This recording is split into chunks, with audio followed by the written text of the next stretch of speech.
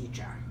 Your personal vision statement is a declaration of your desires and careers and personal future state imagined in such detail you can practically feel it and touch it. You want to imagine your future in such detail that there's nothing that's going to stop you from your dream. There was nothing that was going to stop me from becoming a coach, from being a motivational speaker, and from being a blogger. There was nothing that was going to stop me from getting up at 7 o'clock in the morning, and there was nothing that was going to get me up again every Monday morning, packing my bag and getting me on a plane and leaving my family. I just wasn't going to do it anymore. And that vision was so deep and so ingrained in my minds that I knew what I had to do, and I was going to make the sacrifices I needed to make. I never lost sight of that vision, not once. What is your mission statement? Your mission statement are the things that you need to do in order to carry it out. I've got a set of goals, and I had a set of actions that I needed to take, and I was clear, and I wrote them down, and I checked them off, and as soon as I finished them, I said another. You need a mission, and you need to follow that mission out. Comfort zone detonators. Well, if you're going to be so bold as to have a vision, and you're going to be so strong and strategic to have a mission, it's going to be scary, and you're going to have to step out of your comfort zone. I stepped so far out of my comfort zone. All I knew was how to get on a plane and to stand in front of people and how to sell cake. I could do that like nobody's business. It was like breathing to me. But here I was in a different world, and getting on a train and getting up at 7 o'clock in the morning, and I was in academia, and I wasn't in Kansas anymore. And it was scary. So what did I do? I told on myself. I told everybody that I knew in the industry that I was going back to school, that I was no longer going to be in sales anymore, and that I was going to be a coach. And let me tell you, there was no going back after I did that, because it would have been embarrassing for me at that point to fail. And do it anyway. There were mornings that I would get up and I just didn't want to do it anymore. I didn't want to go to school. I didn't want to study. I didn't want to be in the office. My friends were all still out on the road. They were having a party. They were sending me pictures. And I was in school. And I wasn't part of that anymore. But I was part of something bigger for myself. So I did it anyway. Accountability partners. This is the single biggest gift that you can give yourself.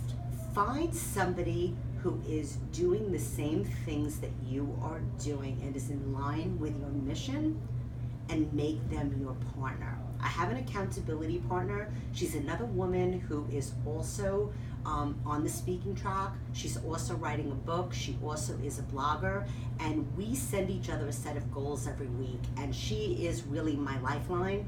Our goals are crazy, our aspirations are crazy, but they're in line with each other, so to us, we're not so crazy. It was a great gift. I actually met her giving this talk. I actually did not have an accountability partner, and I remember walking over to her afterwards, talk about getting out of your comfort zone, and asking her if she would consider being my accountability partner. It was kind of like being in first grade asking somebody, or asking somebody to the high school prom, but I did anyway, and it was a wonderful thing that I did for myself. 3 years later, we still email each other every Monday. We kind of yell at each other when we don't do what we're supposed to do, but we also celebrate all our successes. It's great. Personal boards of directors. My personal board of directors is almost like my magic set of golf clubs. I have a different board member for every shot I take in life. Some of my board members are really warm and loving, and they help me when times are down and they push me up the hill. Some of them bang me over the head when I'm being ridiculous. Some of them are just there for information, but my board members really keep me whole and solid. So everybody really get a personal board of directors. It's really important to help you, understand yourself a little bit better and to help you grow. Networking and volunteer pledge. If you're going to make a change, you need to network, and network. And when you feel like you cannot network anymore, you need to go out and network a little bit more. Volunteer pledge. Volunteering is not only good because it's the right thing to do, it's good to develop your skills. You develop your heart muscle, you develop your work skills. It's great to be able to add things to your resume. It's also a great way to step out of your comfort zone at work in a way that you might not be able to do in the office. Nobody's going to be looking over your shoulder if you make a mistake. So volunteering is an excellent way to build up your resume, but also to build up your fear factor and to step out of your comfort zone. So I recommend that everybody make a volunteer pledge and everybody pledge to network. The other thing about networking, guys, if you could go and you network, how many people here are sitting next to somebody they know? Before you leave here, when I actually go out with my friends and I network, I have what I call a non-clumping rule. When we get to a networking thing, I say goodbye to my friends at the door and I make myself sit with somebody that I don't know. After the networking event, I do what I call a invite us straight to dinner. We go to dinner afterwards. If I'm with 10 people that I know, we make a reservation for 20. Everybody has to invite somebody that they don't know to dinner. That's how I made the 10 friends. We started with 2, we added to 4. So really step out of your comfort zone and try to talk to somebody that you don't know. You're not here just to catch up with the people that you do know. Self-care survival kit. Transition, change, following your dreams is not for the faint of heart. You're going to be tired. It's going to take every ounce of energy. You don't want to have to do triage when you're done, guys. So keep up with all of your self-care rituals. Don't let your hair go. Don't let your eating go. Make sure that you're taking care of yourself. Make sure that you're eating well. Schedule fun. Make sure that you have time to laugh. And this is where your lifeline comes in. I talked about the personal board of directors. You know, some of the people on my personal board of directors, I wouldn't exactly call my lifeline. They really scare the crap out of me.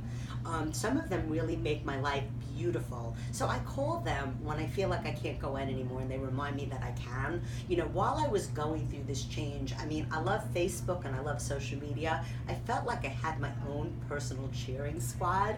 You know, I had friends from all over the country that were just cheering me every step of the way. So really go out and get yourself a set of lifeliners. So action. Action is the foundational key to all success. So before we leave today, I'm going to challenge everybody to set 1 or 2 immediate goals, actions, or declarations. So now we're going to put in a slide, which is going to be interview.